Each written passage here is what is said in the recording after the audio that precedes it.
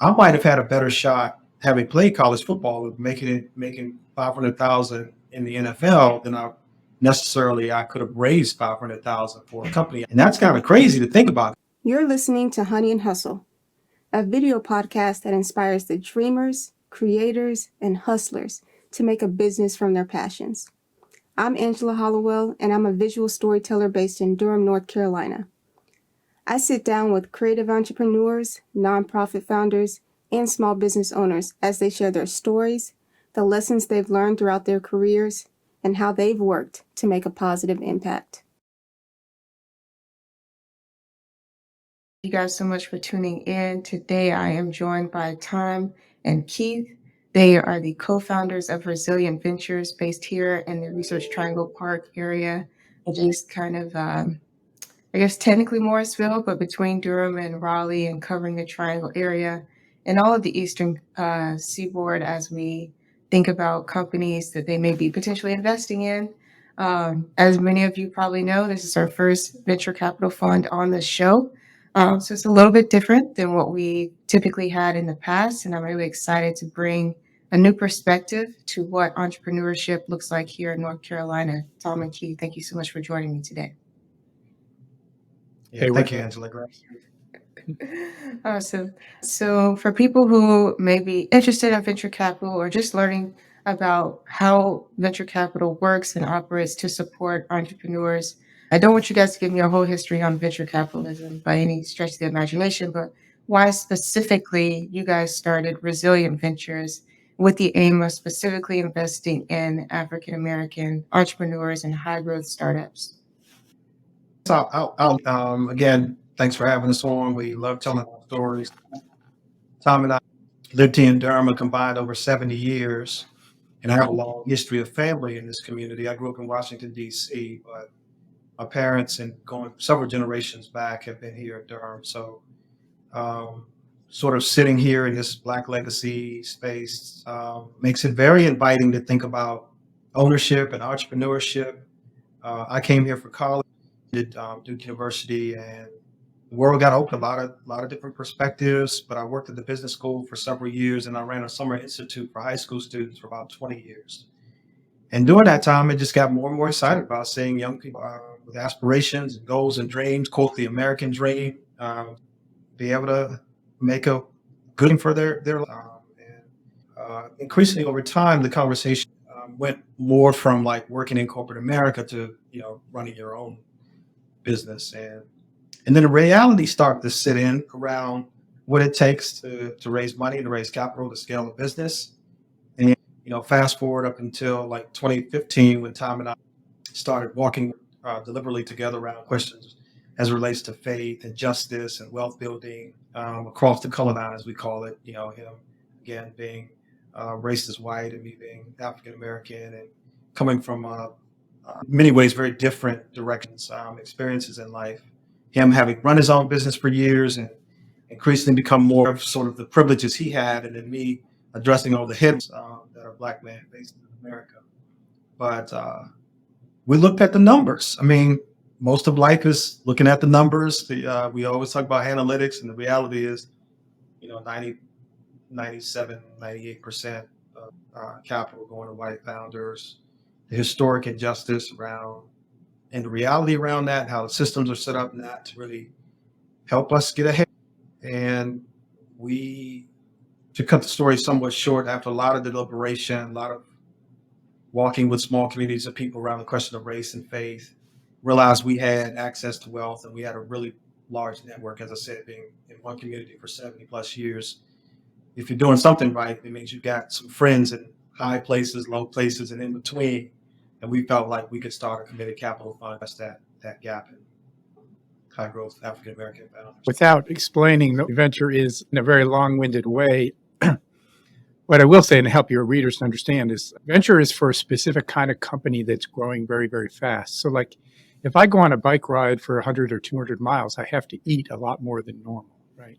You really have to, your body is going to demand it. So if you're going fast or far quickly, you need more capital, you need more food to grow. So there's a lot of high growth companies that can't fund their growth by, say, getting a loan on capital equipment that the bank will hold for you. So, like if you're a service-based business that you buy dump trucks to run a paving company, then you can fund that with a bank loan because the bank will take your truck as collateral. But in many areas of high growth, there's no collateral for software, or if you're creating something out of nothing, there's no bank that's going to give you money for your idea if it's not supported by some kind of collateral. So that's where venture comes in. You're looking at companies that plan to grow really, really fast. They want to grow fast. They've got good prospects for creating revenue, but it's a very special kind of funding. Thank you for making that distinction. And thank you, Keith, for giving us those numbers. As you said, you guys have collectively 70 plus years here in the Triangle. And so when you guys were coming together and thinking about how you could work together to create a solution to the funding gap for high growth startups for African Americans, in a previous talk, you guys mentioned that one of the questions you got was, well, will there be enough people to invest in? So can you tell me a little bit about how you guys collectively work together to address that and answer that, and are still working towards meeting that need now and having those conversations around, like, here are the type of companies that we invest in, here's what we're looking for, and really putting the proposition out there of how you can attract businesses that fit that model?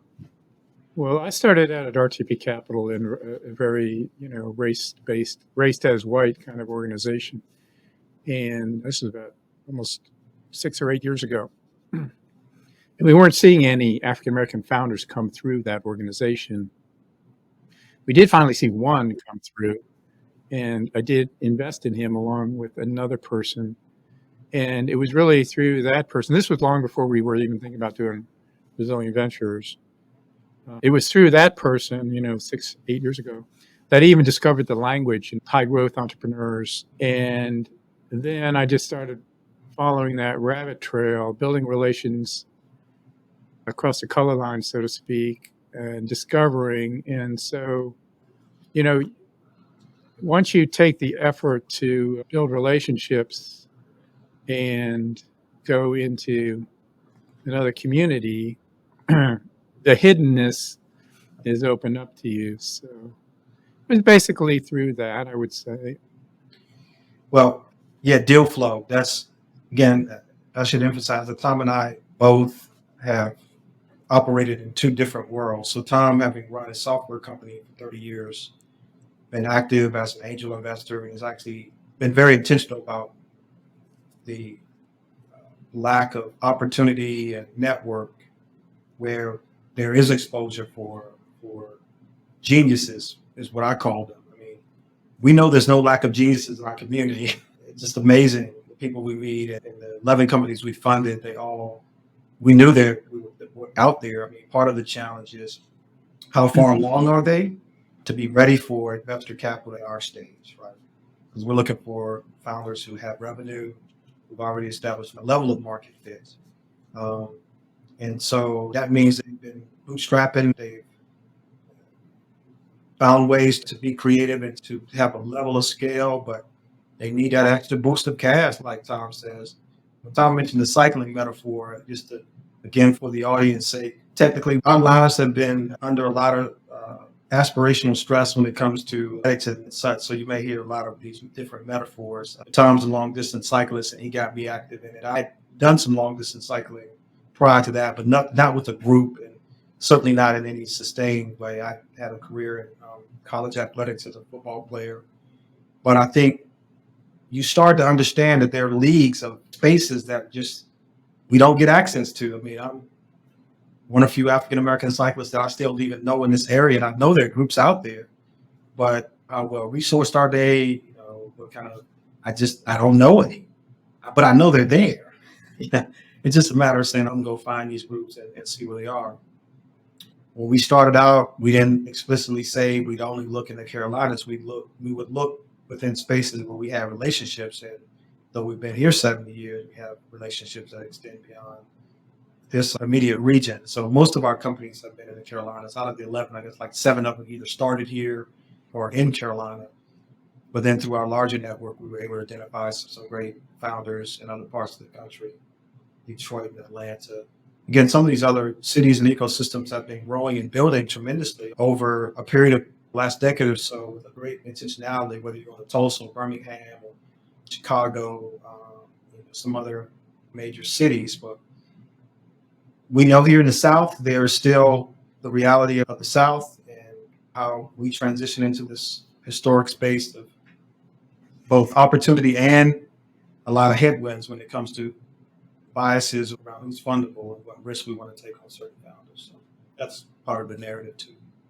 Going back to the difference between seeking venture capital investment and going to seek a bank loan for a business expense or a business need, depending on the type of business that you run. One really big, I would say, well-known business owner, Pinky Cole, just did a Series B round, I think. And she, I think, had the highest grossing Series B round of any Black woman founder. But that story is so rare, right? We're not seeing a lot of stories of similar success across the board. And even still, her story as essentially a service-based business, she's a restaurant owner, isn't really the typical company that people would invest in terms of venture capital, because it isn't necessarily considered a high growth startup. It is a service-based business model. So when we think about, how can we still create models of scale within different industries, but also create ecosystems that support people who are seeking to do something that is more software or tech-based, what are some of the conversations you are having and have had over the years in terms of how not only you can invest in these ecosystems and these businesses and these companies and these startups, but how you can also develop a pipeline of businesses that are ready and seeking that type of funding, that could be in a position to seek that type of funding? Yeah, just wanted to speak to the first point you made about the person that had the Series B investment. So there is a group out of New York City. He might have moved down to Miami. Harlem Capital is one of the leading African-American sort of venture firms. And one of the things he's known for is producing some real analytics. And he had a recent report that came out last November. And he specifically details how many Black founders raised more than $1 million. There's almost 400. There's almost 400 African-American founders that raised more than. There's 38 firms that have invested in 10 or more founders of color. So this is a snapshot of the African-American VC market. There have been 11 unicorns. So a unicorn in this language is talking about a company that gets to $1 billion valuation. And there's been 11 of those, and there's been 60 founders have raised more than $100 million. So those are past. I'm not sure about the restaurant owner. I am not aware of that, the person that you're talking about, but that's the kind of numbers that we're talking about. Yet the situation is that's just a drop in the bucket in the VC world. That's less than 2%. And while a number of organizations made objectives after George Floyd to do something about this, a lot of that is not coming, it's not whatever you want to call it. It's not being fulfilled. In the third quarter 2022, while typically investment in Black founders is between 1.5% and 2% of the total, it had dropped to 0.12%. So I don't know if you saw that come out, but there's been a precipitous drop in the low value that it was before. So while it's clear that African Americans can build billion-dollar businesses, it's still tough to get funding. Yeah, I think what I'm hearing, and I might be off from your question, one of the things I think a lot about as relates to this particular way we decided we would start up. We would start up a fund. We seek to find strong teams that have demonstrated a level of resilience and a level of growth. But to the question of what is a thesis of a firm's thesis, if once you decide, okay, we're going to invest in this particular sector because this sector holds this much market space that demands opportunity or that invites opportunities for innovation and growth. I think those are some of the realities that funds are doing, and it creates some degree of limitation when you look across like sectors where there is a level of black or black and brown participation and innovation, right? When with our first fund, we determined that we would invest in a restaurant owner, BU Cafe in particular, and it was primarily based off the founders' resilience and innovation. He just epitomizes that, but most people kind of look at us a little bit, eyebrows raised, eyes crossed. As funds don't do that. You don't invest in what characterizes a Main Street model. But that's where we gave some consideration to the importance of these types of businesses, because if we were able to create maybe a sidecar or some kind of fund that was, we even looked at that prospect, right? Because again, we have to recruit LPs, limited partners, who feel like there is going to be a double-digit return on their capital, and they're looking for that exit, whether it's necessarily fast or not so fast. Because we're very upfront about the long-term nature of this type of investing. So you're having to battle like, okay, where are we going to focus our capital deployment strategies? And that's been a learning experience for us as well. We've been diverse by intention and by opportunity based on who we've seen and how we feel that they can address the market need and the growth potential. And so we've been open to being taught by the entrepreneurs, help us understand your business model, where you're going. So the entrepreneur, they're savvy. Entrepreneurs have to be very savvy in their conversations with us about where they feel like they can take the business. And that takes some training and time, talking with mentors and advisors who are skilled in the sectors. There's a lot that goes into it. And so our aspiration, again, going back to your question, is that our ideal is like we can bring that to the entrepreneur. Like if they don't have all the pieces in place in terms of advisors or networks, or we want to bring that. Obviously, we want to do that because our money is literally on the line. So we want to take any undue risk that in a lot of cases white founders like kind of automatically have by point of privilege, right? Not only access to the wealth aspect, but like to really skilled advisors and folks that can help them build. And then if they make multiple mistakes, they can fairly well recover from it because they have that kind of support behind them. Some way getting at your question is like, no, we can't consistently invest in a really picky coal. I mean, in some ways it's like, we can't just sit back like as sharks and say, oh, we've got this amazing founder with some secret sauce, quote unquote, to use the pun as it relates to food, that is going to be able to drive a really unique product, right? In a very competitive landscape, what are we going to decide to do? How much do we want to own that company? How much do we feel like we can dictate in that space? Again, Tom and I don't have that kind of expertise. Or if we bring other investors to the table and try to co-invest in something like that, then we got to now still kind of figure out like what is our position in that. And that's probably been the biggest challenge for us when I reflect on our work, is the diversity of the businesses and just how much we can, to a degree, have a real value add beyond, oh, we just wrote a big check and we're hoping it does well. This episode was recorded using Riverside. Riverside is an incredible video recording and live streaming tool for video podcasters and video creators. With the ability to record videos up to 4K resolution, all participants have access to active local backups, which make poor internet connections and lagging audio a thing of the past. If you're ready to upgrade the audio and video quality of your show, please be sure to check out the link in the description to experience Riverside for yourself. Now, back to the show. I think that's getting at the core of where the crux is for venture capitalists, both on the funders and the people seeking funding side of things. Because for them, let's say somebody in the tech space or even in the restaurant space or in, let's say even biotech, maybe, I don't know if people invest in that, but I'm sure they do, excuse me. But it's just a niche space.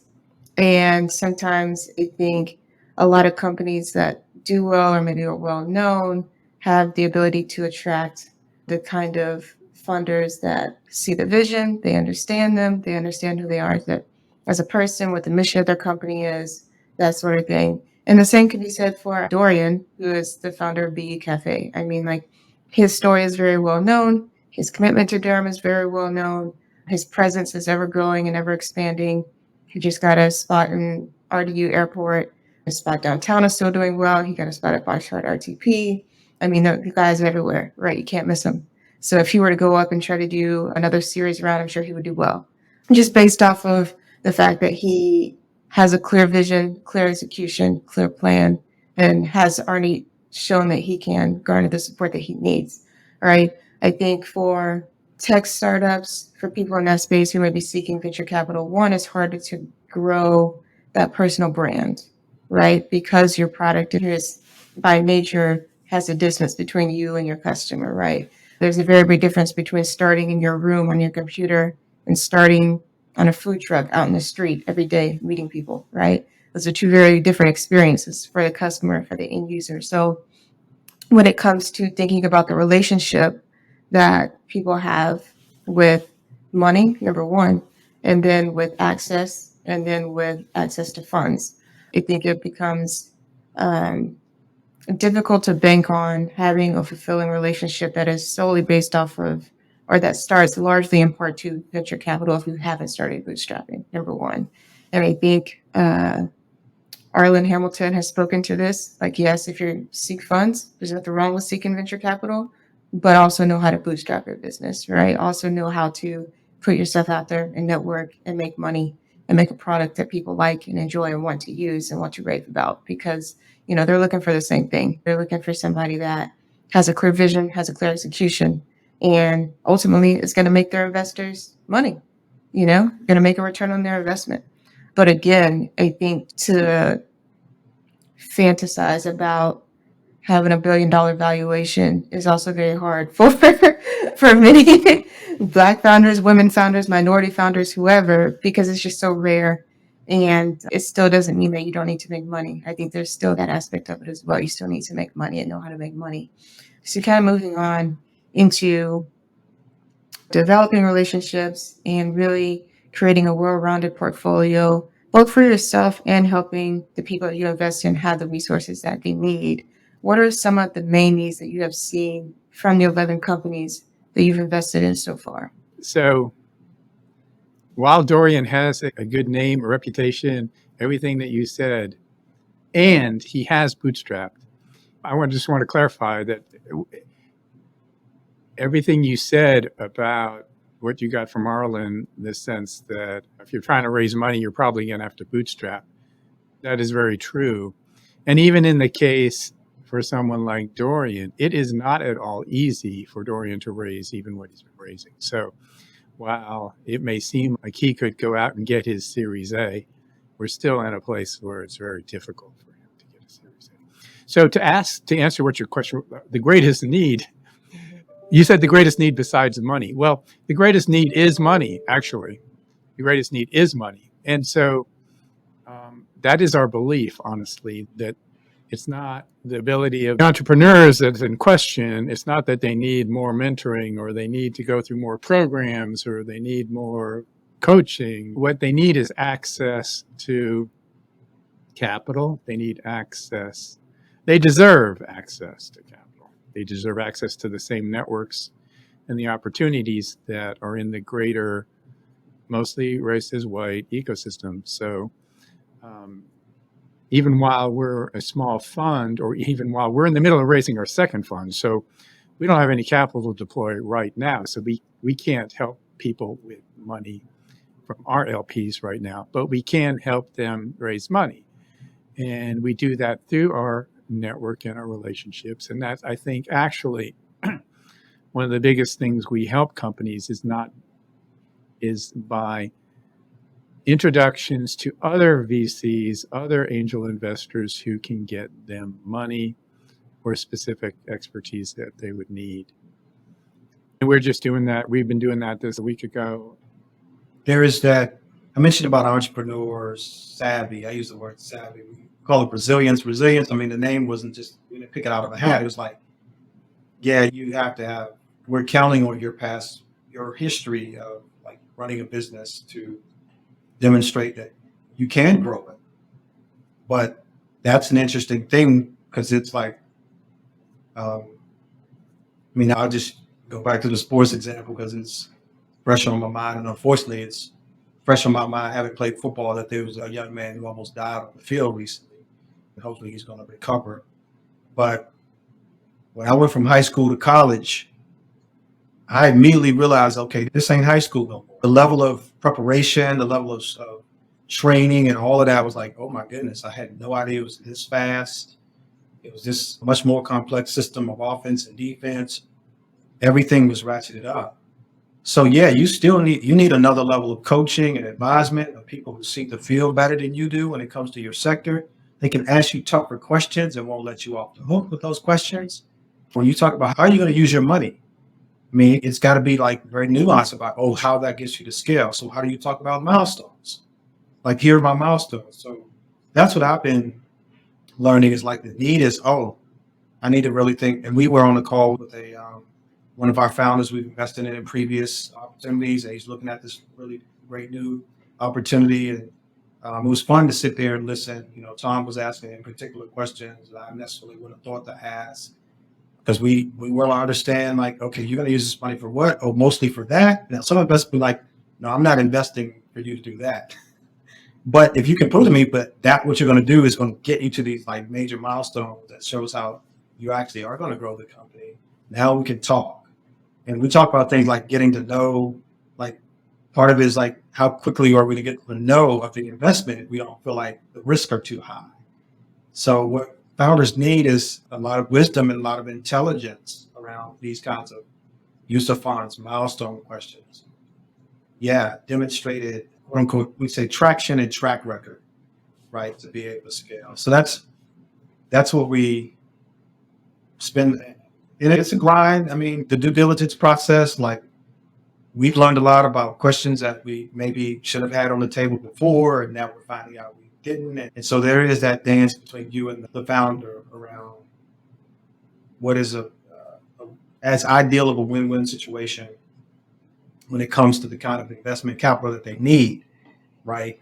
And we've been flexible without it. And I think Tom and I have tried to approach this, even though we have conflicts and butt head around what looks like the right kind of investment, whether it's a revenue share or if it's we're going to take a price round, if we're going to look at a convertible capitalization. All of that comes into the complexity of the deal. Yes, thank you both for making those clarifications. One thing that I'm hearing from both of you is that, yes, Black founders need money, but they also need to be specific and do their due diligence and developing a way to best communicate how that money is going to be used. And that does take time. But by the time that they're seeking venture capital, that's not the time to say you need more mentoring. That's the time to say, is this person primed to use this money effectively, right? And that brings me to another conversation about doing due diligence, not just venture capital funds doing due diligence on businesses, but businesses doing due diligence on venture capital funds. You know, how has their relationship been with other companies that they've invested in? What are their areas of expertise that they could add to my business right now and fill the gaps that I may have in my long-term vision or like 30,000 foot view of where this is going and where we are now, right? And those are harder questions, I think, that I would have never even thought to ask if I was thinking venture capital, because I think for Black founders or any founder that is not accustomed to having access to these types of networks, but you guys have both spoken about these long-standing intergenerational wealth networks, essentially. You may not be accustomed to how to ask for money, right? And then also understanding when to say no to certain money because it's just not the right fit for you, and really continuing to seek money that is the right fit for you. So when it comes to developing transparency about how you best work with the companies that you have invested in and want to invest in the future, what are some ways that you communicate that to companies that come to you for funding? And what are some ways that you've tried to communicate that to each other as you've learned and grown throughout this process of doing your first series fund round? Well, I just think about the question of trust. I mean, all relationships, the quality of any relationship is going to go so far as trust is built. You say transparency. We don't want to waste an entrepreneur's time. I mean, we want to try to be very frank if we feel like it's an investable deal or not. I mean, we have a process that we work together to develop. People talk about starting a business on a napkin. You know, you hear about people start business in their garage. In many ways, Tom and I, when we were thinking about this, we thought about a lot of different metaphors. For example, we know that we use the Jackie Robinson metaphor, that there was a whole league of Negro players long before, very talented, extreme pool of players that were out there. The opportunity and the consideration that they played in the major leagues may not have been a real dream until Jackie Robinson was called up to the major leagues and paid that way. So it's about believing in people, right? When you encounter a person and they have an idea and they have a passion and saying, hey, I'd love to see that be successful for you. How can I help? And we have a generous heart. I mean, we come at this from a faith perspective, by the way, and for audiences. I mean, many people will look at us and maybe look at our backgrounds and say, you guys didn't come out of, some MBA programs with a finance career and et cetera. So we are banking on the relationship, like we and not that singularly, but it takes time to kind of get to know a founder and understand their team, who have been around them. And again, it is what we call the network effect. People say it's not what you know, it's who you know. Actually, it's both. I mean, if you don't know anything, you can know a lot of people and not get very far. So we look to our trusted relationships. We have an advisory team of incredible people who say to us, hey, check out this founder, check out this company, check out this business. And we have an investment committee that once we actually get them in the room and we start asking questions, they don't pull punches. I mean, we can rely on them to ask hard questions in addition to making sure we don't miss the question. So yeah, sometimes I sort of hesitate when responding to certain kinds of questions because, we are, as a 50, I'm 50, I'll be 55 this year. Tom's got a few years on me. And I mean, we've done a lot of life in a lot of different contexts, whether it's like our faith communities, our charitable communities. And we're at the stage of life now. We have aspirations to make money and build wealth for our own well-being. But it's like, we're looking at great people. And I'll just say this again about this young man who was on the line playing football. We know that he's more than a football player.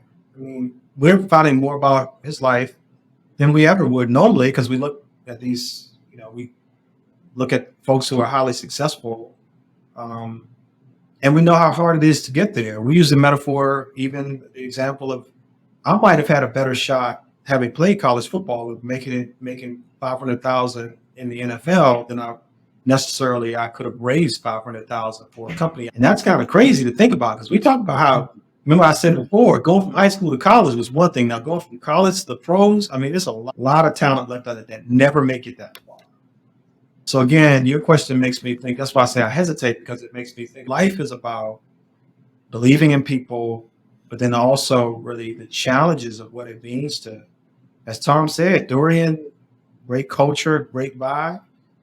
But if he's going to get out there and be successful, it's going to be because he's got all these other systems that work for him that are working against the system that suggests that a Black restaurateur really can't compete with a Starbucks or compete with any other of the myriad of cafe companies that are out there. So yeah, that's kind of the heart. Again, it's messy. That's why I say I pause, because we don't want to say we're believing in the underdog, because we're like, no, that's not right. I mean, it's like these incredibly talented people that deserve opportunity for capital, and they're not getting in certain rooms or given really serious consideration unless somebody's very intentional about it. And that takes time. It just does. It takes months for us before we make only a few of our deals happen, what I call relatively quickly, in terms of the diligence process, understanding the business model, and getting behind the makings of the business and that sort of thing. So it's not by any means just glamorous to be a VC. telling people no is hard. I mean, getting there more no's than there yeses. Tom, did you want to add anything?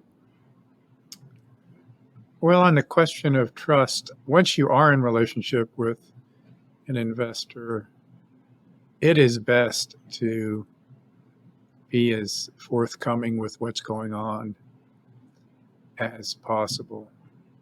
There's no sense in hiding bad news from a VC or an investor.